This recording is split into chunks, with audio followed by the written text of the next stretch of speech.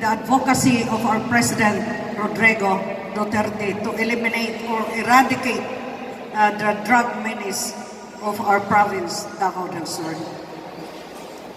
Ang ako lang, kung naminaw karon ang atong USEC sa Manila o sa atong PDEA,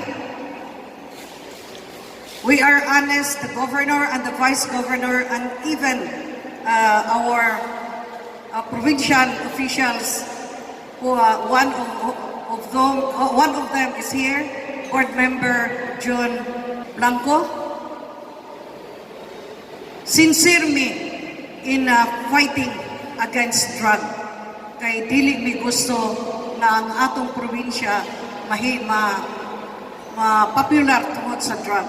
Sayang kayo ang kahago, ang vision and the mission of Governor, the Vice Governor, and myself, and the City Mayor of the Digos City, na atong palapdan o maayo ang atong imahin dinhi sa atong probinsya sa Davao del Sur. If the police itself, I challenge the police, the PDEA, na walay focus-focus.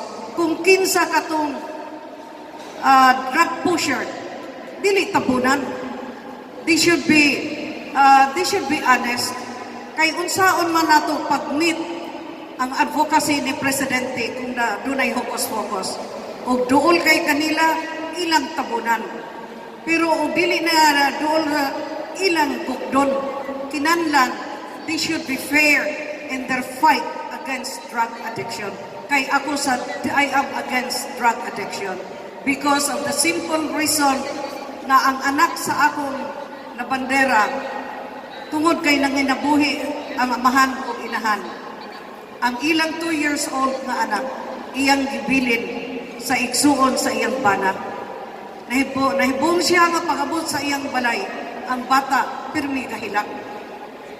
Tungod kay ang igsuon sa iyang bana, mora say ni unay pag molestya sa bata. You could just imagine a 2 years old child. He was raped by his own uncle. Muna nga, I am so sincere nga akong i-challenge ang PDEA and the USEC na there will be no whitewash kung dunay makasala.